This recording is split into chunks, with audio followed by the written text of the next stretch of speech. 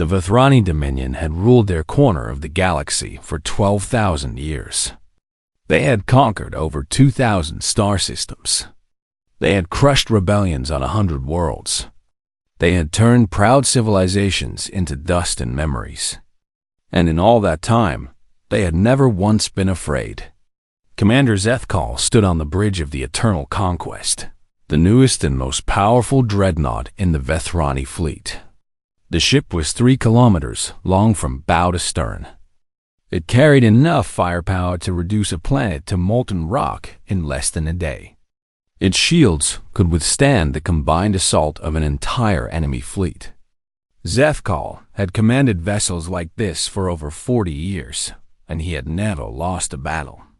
Today, he was leading an expedition into the outer spiral arm of the galaxy. The Dominion's expansion had been stalled for too long. The High Council demanded new territories, new resources, new species to bring under Vethrani control. And Zethkal was happy to deliver.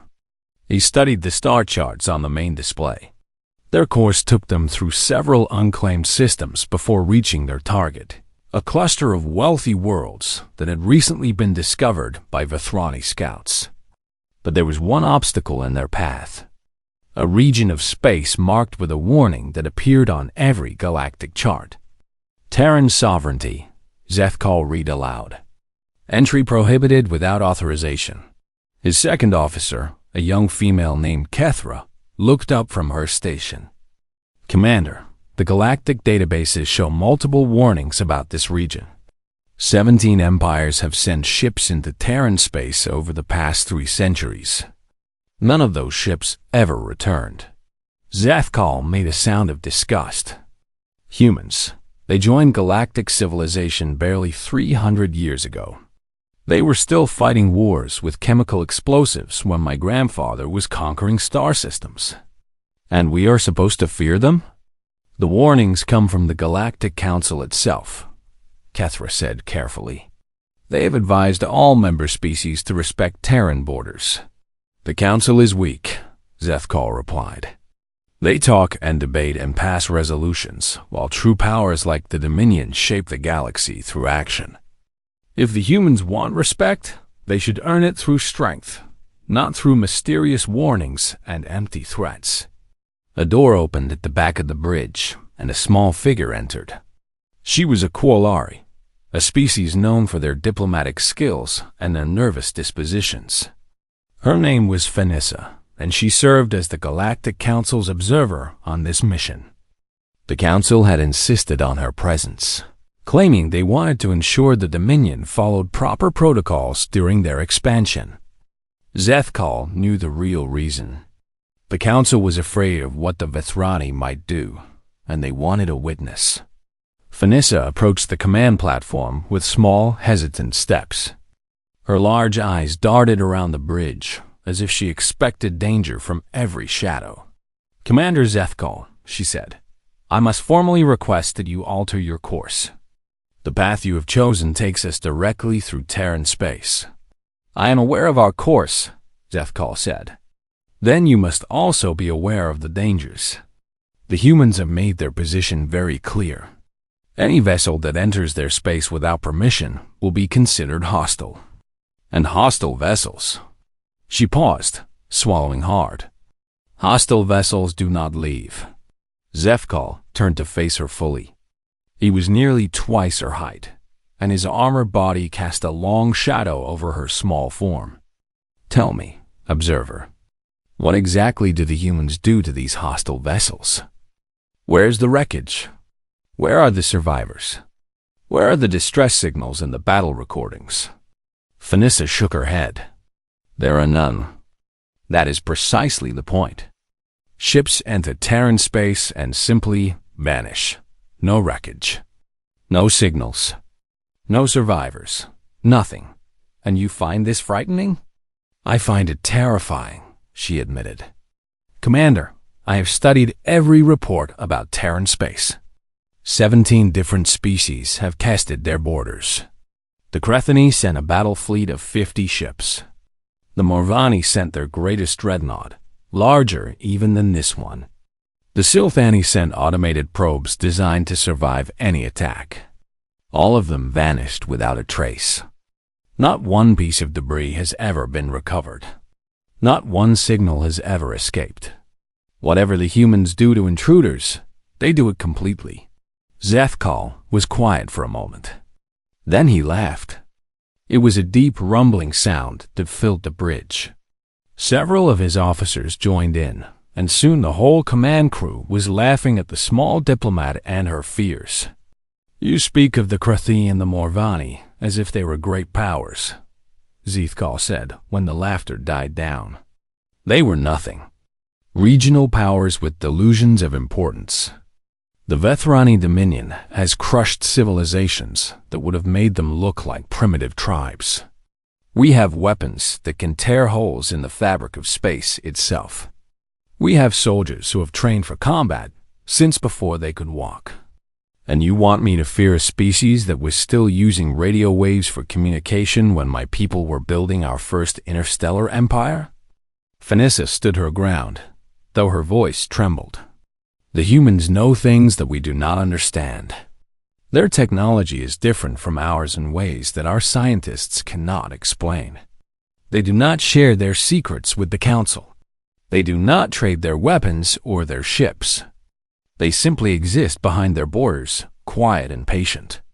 And they destroy anyone who threatens them.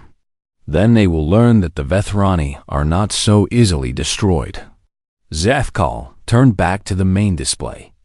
"Navigator, maintain course. We will pass through Terran space and emerge on the other side within 3 days. If the humans wish to object, they are welcome to try." The navigator acknowledged the order, and the Eternal Conquest continued on its path toward the Forbidden Region. Phanissa remained on the bridge, watching the star display with growing dread. She had done everything she could. She had warned them. She had begged them. But the Vethrani would not listen. They never listened. That was why so many species had learned to fear them, and why, she suspected, the humans would teach them a lesson that no one else had managed to teach. 6 hours later, the ship crossed the border into Terran space. There was no visible marker, no physical barrier. Just an invisible line on the star charts that separated claimed territory from unclaimed. But the moment they crossed it, a signal reached the ship. It was broadcast on every frequency, in every known language, including perfect Vethrani. "Attention, unidentified vessel. You have entered Terran sovereign territory without authorization. This is a restricted zone. Turn back immediately. This is your only warning." The message was short. It was simple, and it was delivered in a tone that carried no anger, no threat, no emotion at all. Just a statement of fact, as if the sender was reading from a script they had read 1,000 times before. Zethkal smiled. "So the humans have noticed us. Good. Open a channel. Let them know who they are dealing with." The communications officer activated the broadcast system, and Zethkal spoke in a voice that had demanded surrender from dozens of species. "This is Commander Zethkal of the Vethrani Dominion Dreadnought Eternal Conquest. We do not recognize your claim to this region of space. You will stand aside and allow us to pass, or you will face the consequences. If you resist, your worlds will burn. If you cooperate, you may be allowed to serve the Dominion as a subject species. The choice is yours." He ended the transmission and waited. The bridge was silent. Every officer watched the displays, waiting for the human response. It came 30 seconds later. Another automated message, identical to the first. "Attention, unidentified vessel. You have entered Terran sovereign territory without authorization. This is a restricted zone. Turn back immediately. This is your only warning." "They repeat themselves," Kethra observed. "Perhaps their communication systems are limited. Or perhaps they are simply foolish," Zethkal said. "Delete the message. Continue on course. If the humans wish to stop us, they will need to do more than send automated recordings. The eternal conquest pushed deeper into Terran space. The stars around them looked no different from any others. There were no patrol ships, no defense platforms, no signs of military presence at all. The sensors showed empty space in every direction. Finissa watched the displays with growing unease. The emptiness frightened her more than any fleet would have. When other species wanted to protect their borders, they filled them with weapons and ships and soldiers. The humans had nothing, just empty space and a simple warning. That meant one of two things. Either the humans were bluffing and had no real defenses at all, or their defenses were so effective that they did not need to show them. She knew which possibility she believed, and she knew that by the time the Vethrani learned the truth, it would be far too late. 3 more hours passed. The ship traveled millions of kilometers deeper into Terran space without incident. Zethkal grew more confident with every passing minute. He began to mock the humans openly, calling them cowards and weaklings. His officers laughed and agreed. Even some of the crew members who had seemed nervous earlier began to relax. Then the sensors detected something. "Contact," the sensor officer announced. "Small vessel approaching from bearing 742. Size indicates a ship no larger than a shuttle. It is broadcasting a peaceful greeting." Zethkal raised an eyebrow. "A shuttle? They send a shuttle to face a dreadnought? It appears so." The first hour after the shuttle vanished was filled with activity. Zethkal ordered every sensor on the ship to maximum range. He deployed probes in every direction. He had his officers scan every frequency and analyze every particle of dust within 1,000,000 kilometers. The result was always the same: nothing. The human shuttle had simply ceased to exist. There was no wreckage, no trail, no evidence that it had ever been there. One moment it was on their screens, and the next moment it was gone. The Vethrani had weapons that could destroy ships, but nothing that could make them vanish so completely. "Perhaps it was a hologram," Kethra suggested. "A projection designed to test our reactions." "Our sensors confirmed it was a physical vessel," the sensor officer replied. "It had mass, heat signature, and energy output. It was real. Then where did it go?"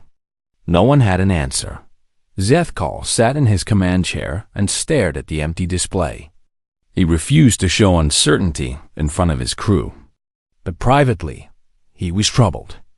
The human captain had not seemed afraid.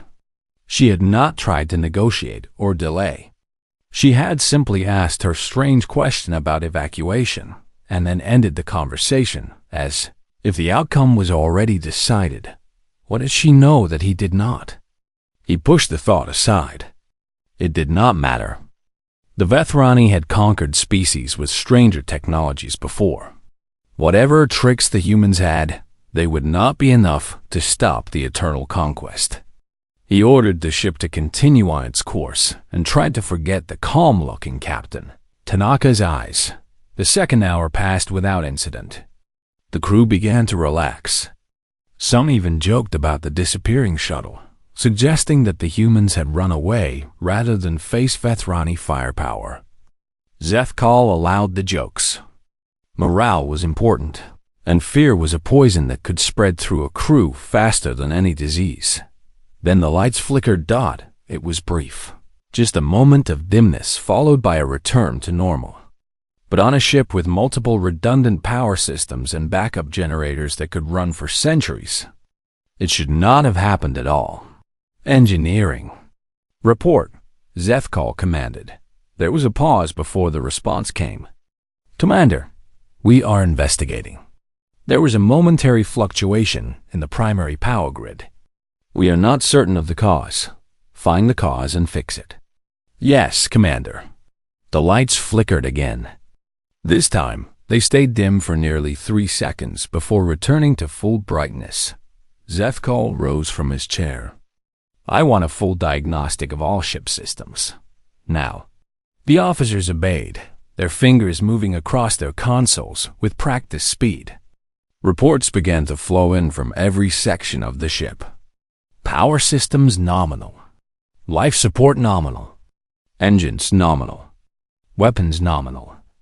Everything was functioning exactly as it should, but the lights flickered a third time, and this time the main display went dark along with them.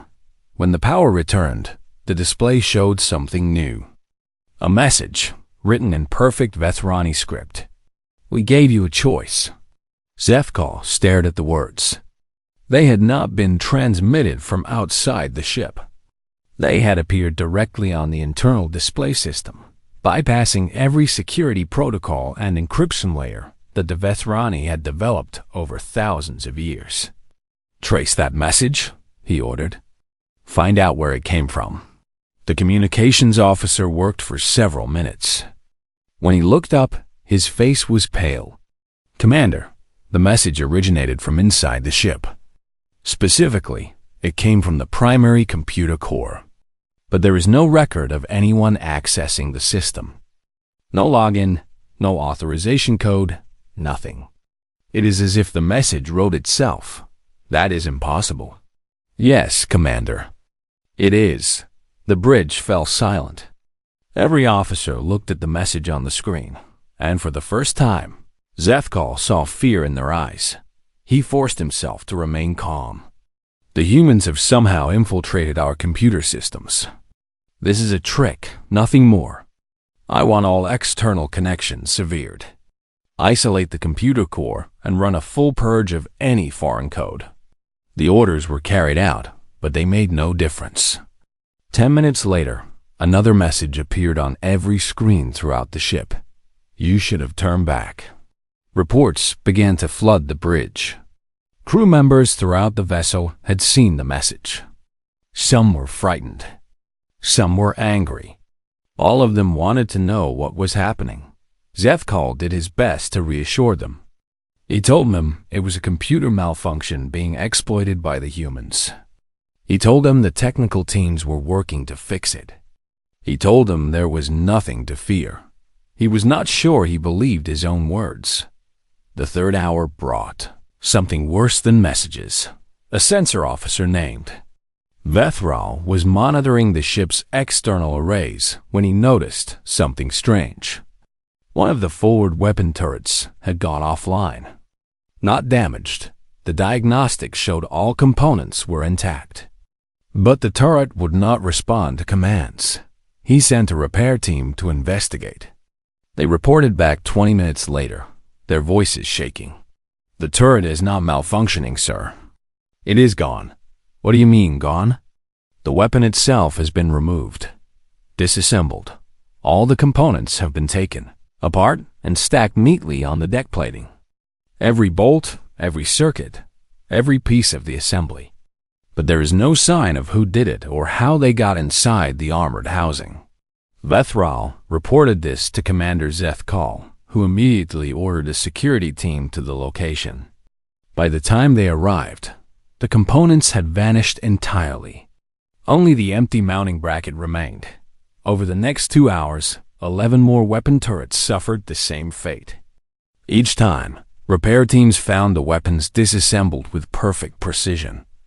Each time, the components disappeared before security could secure them. And each time, no one saw or heard anything. The crew began to whisper. They spoke of ghosts and demons, of ancient stories about spirits that hunted in the dark between stars. Zethkal ordered them to be silent, but he could not stop the whispers. Fear was spreading through his ship like a virus, and he had no way to stop it. He called a meeting of his senior officers in the primary conference room. All of them looked tired and worried.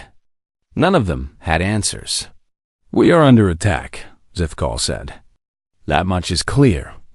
But the nature of the attack is unlike anything in our experience. The humans have somehow placed agents aboard this ship. Agents who can bypass our security, access our computers, and disable our weapons without being detected.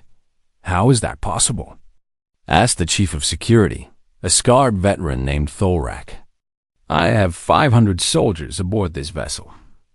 Every corridor is monitored. Every access point is guarded. Nothing should be able to move through this ship without us knowing. And yet something is moving through this ship, Zethkal replied. Something we cannot see or detect. We must accept this reality and respond accordingly. What do you suggest? Zethkal considered the question. We increase patrols. We seal all non-essential sections. We move in groups of no fewer than 10. And we accelerate our passage through Terran space. The faster we reach the border, the sooner this ends. The officers agreed, and the orders were given. For a time, the measures seemed to work. No more weapons were disabled. No more messages appeared on the screens. The ship continued on its course, and hope began to return. Then the soldiers started to disappear. It began with a patrol in the lower decks. 12 soldiers had been sent to check the cargo bays. They checked in at regular intervals, reporting nothing unusual. Then they missed a check-in. When the security chief sent a team to investigate, they found the cargo bay empty. No soldiers. No signs of struggle. No indication of where they had gone. The search parties found nothing. The internal sensors showed nothing. The 12 soldiers had simply vanished. More disappearances followed. A maintenance team in the engine section. A group of officers in the recreation deck. A patrol near the outer hull. Each time, the pattern was the same. Normal reports, then silence. Then empty corridors and missing personnel. By the end of the 6th hour, 47 crew members had disappeared. Zethkal refused to show his fear. He stood on the bridge and gave orders in a steady voice. He told his crew that the humans were trying to frighten them, that this was a war of nerves, that the Vethrani would not break. But he could see the terror in their eyes, and he knew that his words were not enough. Late in the 7th hour, another message appeared on the main display. This one was different from the others. It was not a threat or a warning. It was a question. How many more will you sacrifice for your pride? Zethkal stared at the words. He thought about the missing soldiers, the disabled weapons, the fear that gripped his crew. And for a moment, just a moment, he considered turning back. Then he remembered who he was. He was Commander Zethkal of the Vethrani Dominion. He had conquered worlds. He had crushed rebellions. He had never retreated from any enemy, and he would not start now. Delete that message, he ordered, and increase speed. We will be out of Terran space within 18 hours. Whatever the humans are doing, they cannot keep it up forever. The message vanished from the screen, but the words lingered in his mind, and no matter how hard he tried, he could not forget them. In a small storage compartment near the outer hull, Finissa huddled in the darkness and tried not to make a sound. She had slipped away from the bridge hours ago, following the human captain's instructions. She did not know if anyone had noticed her absence. She did not care. All she knew was that she had to get away from the Vethrani. Commander Zethkal stood in the center of the bridge and tried to project an image of strength. His officers watched him, waiting for orders, waiting for reassurance, waiting for anything that might make sense of what was happening to their ship. He had nothing to give them. The disappearances had continued throughout the night cycle. By the time the artificial morning lights activated, 112 crew members were missing. The pattern was always the same. Normal operations, then silence, then empty corridors and no trace of the vanished personnel. No bodies, no blood, no evidence of struggle, just absence where there had been presence moments before. The crew was terrified. Zethkal could see it in their movements, hear it in their voices, smell it in the recycled air of the bridge. The Vethrani were a proud species, warriors who had conquered thousands of worlds. But they were facing something they could not understand, and that was eroding their courage faster than any enemy fleet could have. "Status report," Zethkal demanded, his voice harder than necessary. Kethra consulted her display. 43% of our external weapons are now offline. 17 additional crew members are unaccounted for since the last report. Internal sensors continue to show no unauthorized movement. Engine function remains normal. We are approximately 14 hours from the edge of Terran space. 14 hours. Less than a day. If they could survive that long, they would be free of this nightmare. Zethkal held on to that thought like a lifeline. Any response from Dominion Command? Negative, Commander.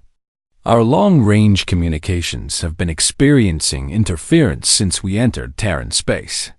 We can send messages, but we have received no confirmation that they are being received.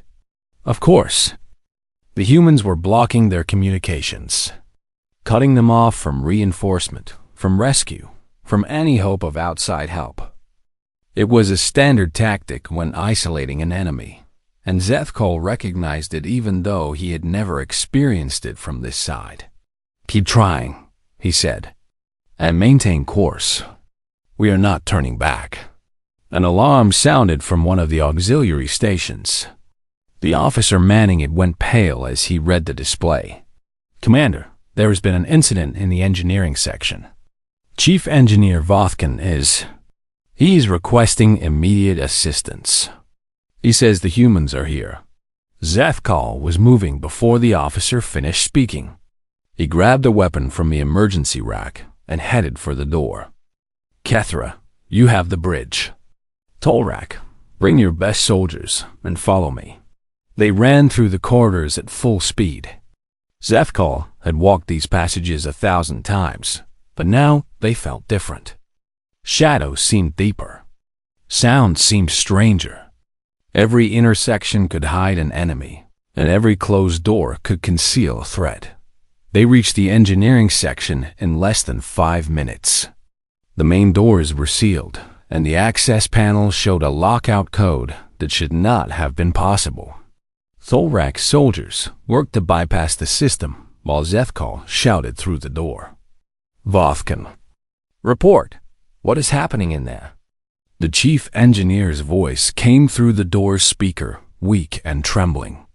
"They are everywhere, Commander. We cannot see them, but we can hear them.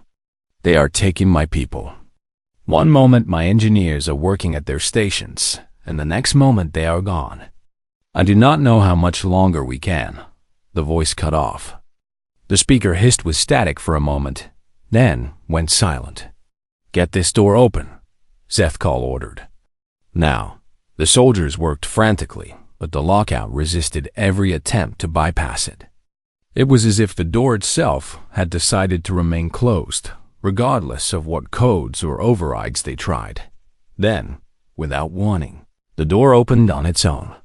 The engineering section beyond was dark. The main lights had failed, and only the emergency illumination remained, casting everything in a dim red glow. The massive engines hummed with their usual rhythm, but no engineers moved between the consoles. No voices called out. No one responded to Zethkal's commands. The section was empty. Zethkal stepped inside, his weapon raised. Tholrak and his soldiers followed, spreading out in a defensive formation. They moved through the engine room carefully, checking every corner, every maintenance bay, every possible hiding spot. They found no one. Chief Engineer Vothkan and his entire team of 37 engineers had vanished. "This is not possible," Tholrak said. "There were nearly 40 people in this section. They cannot simply disappear, and yet they have." Zethkal's voice was flat. He felt something cold growing in his chest, something he had not felt in decades. Fear. Real fear. The kind that made your hands shake and your thoughts scatter. He pushed it down. He had to stay in control. His crew was counting on him. "We return to the bridge," he said. "All non-essential personnel will be confined to the central sections of the ship. No one moves alone. Security teams will maintain constant patrols. We will get through this." They made their way back through the corridors. The journey seemed longer than before, and Zethkal found himself watching the shadows with growing unease. At every turn, he expected to see something. A human soldier, a weapon, anything that would explain what was happening. But there was nothing. Just empty corridors and the distant hum of the ship's systems. They were halfway to the bridge when the lights went out. Complete darkness fell over the corridor. The emergency lights did not activate. The glow of consoles and displays vanished. For a moment, there was nothing but absolute blackness and the sound of terrified breathing. Then the lights came back, and 3 of Thorak's soldiers were gone. The remaining soldiers shouted in panic, pointing their weapons in every direction. Thorak bellowed for order, but his voice was shaking. Zethkal stood in the center of the group and tried to understand what had just happened. 3 soldiers had vanished in less than a second of darkness. No sound, no warning, no chance to fight or flee. How? Someone whispered. How are they doing this? No one answered. There was no answer to give. They continued to the bridge at a near run. When they arrived, Zethkal sealed the doors and ordered them to remain closed until they reached the border. He did not care what might happen in the rest of the ship. The bridge was the last defensible position, and he intended to hold it. Hours passed. Reports came in sporadically, each one worse than the last. More disappearances, more systems failing, more weapons going offline. The Eternal Conquest was being dismantled piece by piece, and there was nothing anyone could do to stop it. By the 10th hour, less than half the crew remained. Those who were left had gathered in the central sections, huddled together in groups, armed with whatever weapons they could find. Some prayed to gods they had not believed in since childhood. Some stared at the walls with empty eyes.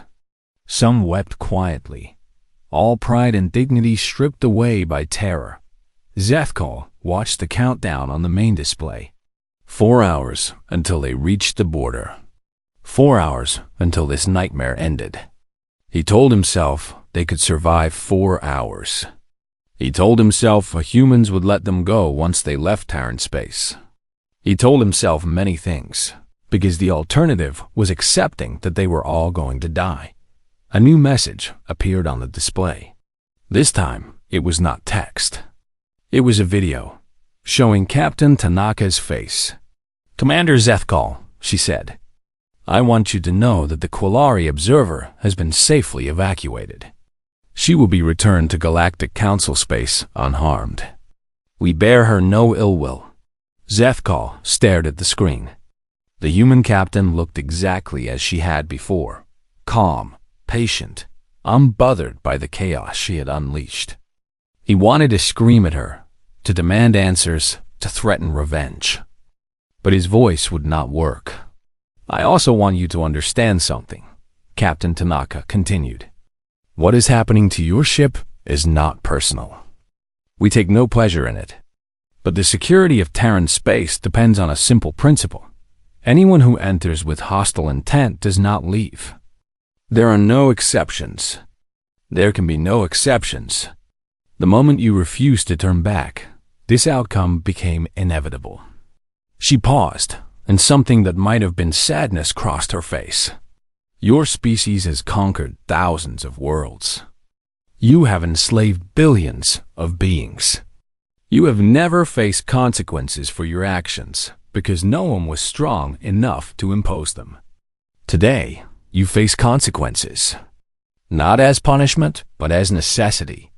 The galaxy must believe that Terran borders are absolute. Your disappearance will reinforce that belief. Your silence will protect billions of lives for generations to come." Zethkal finally found his voice. "You cannot do this. The Dominion will avenge us. They will come with 1,000 ships and reduce your worlds to ash." Captain Tanaka shook her head slowly. "The Dominion will do nothing, Commander. They will not even know what happened to you. Your distress signals are not leaving Terran space. Your communications are not reaching home. When you do not return, your leaders will assume you were destroyed by some unknown threat. They will not blame us, because they will never know we were involved. Someone will figure it out. Someone will connect our disappearance to your borders. Perhaps.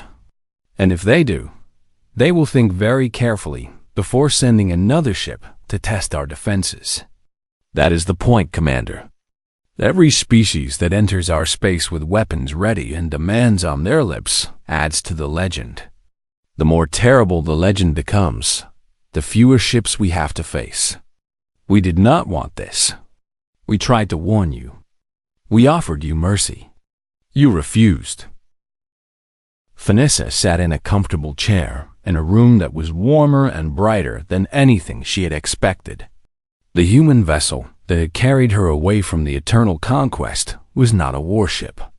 It was a medical transport, staffed by doctors and nurses who had treated her with kindness from the moment she arrived. They had given her food. They had checked her health. They had offered her clean clothes and a private room where she could rest. No one had threatened her or questioned her or treated her as an enemy. They had simply welcomed her as if she were a guest rather than a refugee from a hostile ship.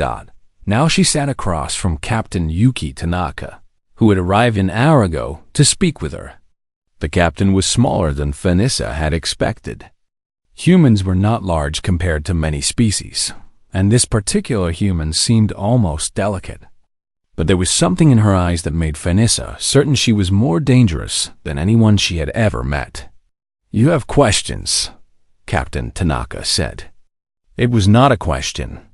"Many questions," Vanessa admitted. "I do not know where to begin." "Begin wherever you like. I will answer what I can." Vanessa thought for a moment. There were so many things she wanted to know. The technology that had allowed humans to move through the Eternal Conquest like ghosts. The reason they had chosen to rescue her. The fate that awaited Commander Zethkal and his crew. But one question rose above all the others. "Why do you hide?" she asked. The Galactic Council has over 300 member species. Some of them have technologies that seemed impossible before they joined. The Volanthi can manipulate gravity itself. The Krishani can communicate across light years without any delay. The Morinth can travel through dimensions that other species cannot even detect. But none of them hide their abilities. None of them build legends around their borders. Why do the humans choose isolation? Captain Tanaka was silent for a long moment. When she spoke, her voice was thoughtful and careful. Because we learned a lesson that the other species never had to learn. We are young, observer. 300 years in galactic civilization is nothing. When we first discovered that we were not alone in the universe, we were excited. We thought that contact with other species would bring peace and prosperity and shared knowledge. We thought the galaxy would welcome us as friends. It did not? It did not. Within 10 years of first contact, 3 different species had tried to conquer Earth. They saw a young civilization with limited technology and no galactic allies. They saw easy prey.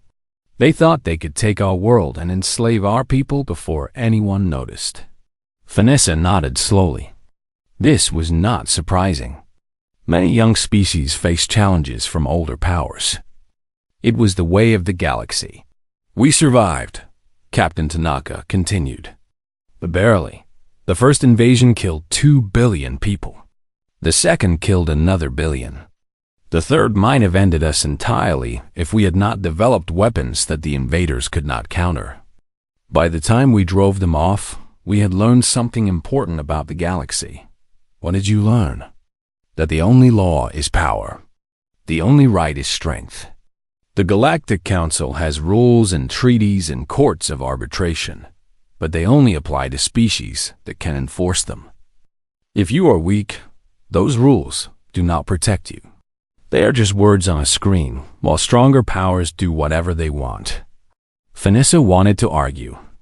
She wanted to say that the Council was better than that the treaties meant something, that justice existed even for the powerless. But she had seen the Vethrani Dominion conquer world after world without consequences. She had watched the council debate and delay and do nothing while billions suffered. She knew that Captain Tanaka was right. "So you built your legend," she said. "Yes, we realized that we could not fight every enemy. We did not have the numbers or the resources. But we could make the cost of attacking us so terrible that no one would be willing to pay it. Not through deterrence, we had tried that, and it did not work. Species with thousands of ships do not fear losing a few. But fear of the unknown? That was different." Captain Tanaka leaned forward, her eyes intense. "Every species that attacks us disappears. Completely. We leave nothing behind. No wreckage to study. No survivors to interrogate. No information of any kind. All they know is that ships enter our space and never return." After a few decades, the legend grew. Stories spread through the galaxy about the humans who could not be found, who struck from shadows, who erased their enemies from existence. Some species think we have technology beyond anything in the galaxy. Some think we made deals with beings from other dimensions. Some think we are not even real, that we are ghosts or illusions or something worse. What do you actually have? Captain Tanaka smiled slightly. "The truth is less dramatic than the legends. We have very good stealth technology. We have soldiers trained to operate in conditions that would kill most species. We have discipline and patience and a willingness to spend decades building a reputation rather than years trying to win wars. And we have something else, something that the older species have forgotten. What is that? Desperation. We came so close to extinction that the memory is burned into our culture. Every human child learns about the invasions. Every human adult remembers that we are one mistake away from annihilation. We do not fight for glory or territory or resources. We fight because the alternative is death. And that makes us more dangerous than any species that conquers for profit." Vanessa absorbed this. It explained much about the humans, their isolation, their secrecy, their willingness to take extreme measures. They were not cruel by nature. They were simply survivors, doing whatever was necessary to keep surviving. "The Vethrani," she said. "What will happen to them?" Captain Tanaka's expression did not change. They were given a choice. They chose to continue. Now they will become part of the legend. "You will kill them all?" "We will ensure that no one on that ship ever threatens Terran space again. How we do that is not something I can share." Vanessa thought about Commander Zethkal, standing on his bridge with arrogance in his voice and contempt in his eyes. She thought about the soldiers who had laughed at her warnings. She thought about the empire they served, which had brought suffering to countless worlds. She found that she did not feel sorry for them. "The Dominion will send more ships," she said. "When the eternal conquest does not return, they will want answers. Perhaps, but they will not find any. And if they send another ship, it will vanish too. Eventually, they will learn what every other aggressive species has learned, that Terran borders are not worth the cost of testing. And if they send a fleet? 100 ships? 1,000? Captain Tanaka was quiet for a moment. When she spoke, her voice was soft but certain. Then 100 ships will vanish. Or 1,000. We have been preparing for that possibility for 3 centuries. We would rather not use what we have built, but we will if we must. And when it is over, the legend will grow stronger." There was something in her tone that made Vanessa believe her completely. The humans had been pushed to the edge of extinction, and they had decided that they would never be pushed there again. Whatever it cost, whatever they had to build, whatever enemies they had to face, they would survive. It was terrifying. It was also, in a strange way, admirable. "You said that the galaxy respects only power," Vanessa said. "But you did not have to rescue me. You could have left me to whatever fate awaited the Vethrani. Why did you save me? Captain Tanaka's expression softened slightly. Because you were not our enemy. You were a diplomat, an observer, someone caught in a situation not of your making. We do not kill innocents if we can avoid it. That is the line we will not cross, no matter what the legend requires. How did you know I was not one of them? I could have been a Vethrani collaborator. I could have been there to help them. We watched you from the moment you boarded that ship. We saw how the Vethrani treated you. We saw how you tried to warn them. And we saw your signal when I asked if anyone wanted to be evacuated. You made your choice, just as they made theirs. We honor both. Vanessa felt something loosen in her chest. She had spent days in terror, watching the Vethrani march toward their doom and fearing that she would share their fate. Now she was safe, surrounded by people who had risked their soldiers to save her, and she did not entirely understand why. What happens to me now? She asked. We will take you to a neutral station near Council Space. From there, you can return to your people or go wherever you wish. We ask only one thing in return. What do you ask? Tell no one the truth of what you saw. Not the technology, not the methods, not anything specific. You may say that the Vethrani entered Terran space and did not return. You may say that you were rescued before the end. But the details must remain a mystery. The legend only works if it remains a legend. Vanessa considered this. She understood the logic. If she revealed everything, other species might find ways to counter human defenses. The fear that protected Terran space would fade, and the invasions would begin again. But there was another reason she would stay silent. She had seen what the Vethrani represented: arrogance, cruelty, the belief that strength entitled you to do whatever you wanted. She had watched them laugh at warnings and dismiss the suffering of others. And she had seen what humanity represented: survival, discipline, the determination to protect their people at any cost. 3 months had passed since the Eternal Conquest vanished. In the great assembly hall of the Vethrani Dominion, High Commander Zethro stood before the gathered lords of the Empire and demanded answers. The dreadnought had been his brother's command, the pride of the fleet, the symbol of Vethrani supremacy across 1,000 worlds. And it had disappeared without a trace. The lords spoke in circles. They blamed equipment failure, navigation errors, spatial anomalies. They suggested that the ship had encountered a black hole or been destroyed by some unknown phenomenon. They proposed theories that explained nothing and satisfied no one. Zethro slammed his fist against the podium. I do not want theories. I want my brother's ship. I want to know what happened to 3,000 Vethrani warriors. The chamber fell silent. No one dared to speak. Then a door opened at the back of the hall, and a delegation entered. They wore the formal robes of the Galactic Council, and at their head walked a human. Zethro had never seen a human in person before. They were a minor species, barely relevant to the great powers of the galaxy. But there was something about this one that made him pause.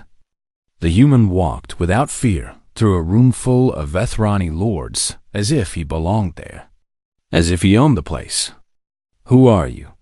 Zethro demanded. Who authorized your presence here? I am Ambassador James Chung of the Terran Alliance, the human replied. His voice was polite and calm, with no trace of the nervousness that usually marked species facing Vethrani authority. The Council requested that I attend this session to address concerns regarding the disappearance of your vessel. Concerns? What concerns do you have with our vessels? The last recorded position of the Eternal Conquest was near Terran sovereign space, High Commander.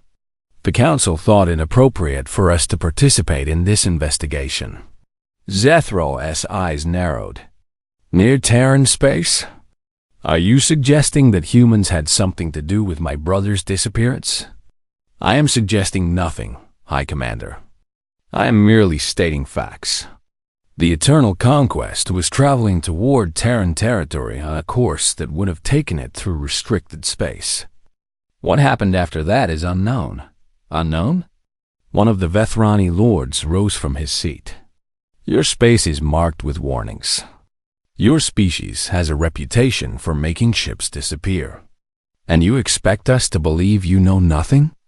Ambassador Chun's expression remained perfectly neutral. With respect, Lord, our warnings exist precisely because we take no responsibility for what happens to ships that ignore them. Terran space is restricted. Unauthorized entry is prohibited. We make this clear to every species in the galaxy. If a vessel chooses to violate those restrictions, the consequences are not our concern. The hall erupted in angry voices. Lords shouted accusations and threats. Some demanded immediate war against the humans. Others called for the council to impose sanctions. The chaos went on for several minutes before Zethral restored order with a thundering command. Silence. Let the humans speak. Ambassador Chun waited until the room was quiet. Then he reached into his robes and produced a small data chip, which he placed on the speaker's podium. This is the only information we have regarding the Eternal Conquest, he said. It was recovered from the edge of Terran space by one of our patrol vessels. We have not altered or tampered with it in any way. Zethral took the chip and inserted it into the hall's main display. A moment later, a recording began to play. It was the ship's final automated distress beacon. The image was fragmentary, corrupted by interference, but the audio was clear. Commander Zethkal's voice filled the chamber, speaking in rapid, panicked sentences. This is Commander Zethkal of the Eternal Conquest requesting immediate assistance. We are under attack by unknown forces. Weapons ineffective. Crew disappearing. Cannot identify the enemy. They are everywhere. The recording cut off. Static filled the screen for a moment, then silence. The hall was absolutely still. The Vethrani lords stared at the display, their faces pale beneath their armored scales. They had heard distress calls before, but never like this. Never with such fear in the voice. Never from a ship that should have been invincible. Zethral turned to Ambassador Chun. His voice was cold and dangerous. You claim to know nothing about what happened to my brother, but his ship was attacked near your borders. His crew was taken by forces that could not be seen or stopped. And you stand there with nothing but a corrupted recording and expect us to accept your innocence? I expect nothing, High Commander. I offer only what we have. If you wish to believe that humanity is responsible for your ship's disappearance, that is your choice. But I would remind you that we have never claimed responsibility for anything that happens to vessels that violate our space. We simply note that such vessels do not return. Is that a threat? It is a statement of fact, one that your brother was made aware of before he crossed our border. For a long moment, Zithral stared at the human. The ambassador did not flinch. He did not look away. He simply stood there, calm and patient, as if he had all the time in the universe. Finally, Zethral spoke. The Dominion will investigate this matter. We will send ships to your borders. We will find out what happened to the Eternal Conquest. And if we discover that humans were responsible, we will come for you with every weapon at our disposal. Ambassador Chun nodded slowly. You are, of course, free to investigate as you see fit, High Commander. But I would offer one piece of advice, if you will accept it. What advice? Before you send more ships to our borders, consider what happened to the last one. Consider the 17 other species that have tested us over the past 3 centuries. Consider the pattern that you surely see, even if you do not wish to acknowledge it. And then ask yourself whether your revenge is worth the cost. He turned and walked toward the door.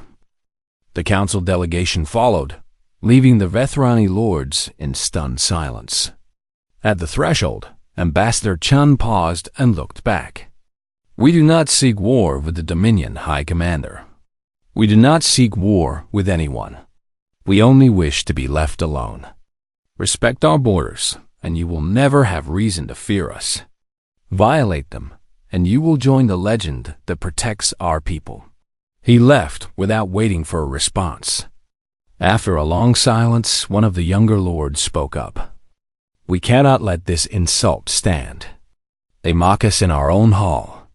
They refuse to take responsibility for the murder of our soldiers. We must respond with force. And what force would you suggest? Asked another lord, older and more cautious. You heard the human. 17 species have tested their borders. All of them failed. The Dominion is powerful, but are we willing to sacrifice ship after ship to learn what they already know? We could overwhelm them with numbers. Send 100 ships, 1,000. Surely they cannot destroy them all. Perhaps not. But can you guarantee that? Can you promise that we will not lose 1,000 ships the way we lost the Eternal Conquest? Can you look at the families of those soldiers and tell them their deaths were worth the territory we might gain? The debate went on for hours. Lords argued and threatened and proposed plans that ranged from cautious observation to total war. But beneath all the words, one truth became increasingly clear. No one knew what the humans could do. No one knew how they made ships disappear. No one knew if the Dominion could defeat them, or if any attack would end the same way as all the others. And in the absence of knowledge, fear filled the gaps. In the end, no decision was reached. The Assembly voted to continue investigating, to send probes and scouts to observe Terran space from a safe distance. But no ships would cross the border. No attacks would be launched. The Dominion would wait and watch and try to learn more before risking another fleet. It was not surrender. The Vethrani would never admit to something so shameful. But it was close enough. Months later, Ambassador Chun returned to Earth and reported to his superiors.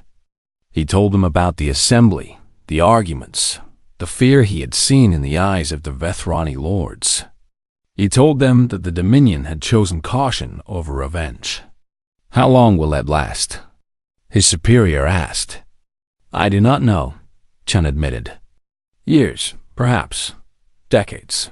Eventually, someone will convince them to try again. Someone always does. And when they do? When they do, we will be ready. Just as we have always been ready. And their ships will join the others in the silence of our space. His superior nodded slowly. The legend grows stronger. Yes, sir. With every species that tests us and fails, the legend grows. Someday, perhaps, it will be strong enough that no one will dare to test us at all. Do you believe that day will come? Chen was quiet for a moment. He thought about the Vethrani lords, so confident in their power, so certain that they could not be defeated. He thought about the 17 species before them, all of them equally certain, all of them now silent. He thought about the galaxy full of predators and the small blue world that had somehow survived among them.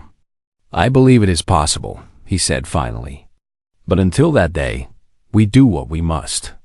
We build our legends. We protect our borders. We remind the galaxy that there are some places where predators do not hunt. And the Kolari observer? The one who was rescued from the Vethrani ship? She kept her word. She has told no one the details of what she witnessed. Her official report says only that the ship entered Terran space and did not return.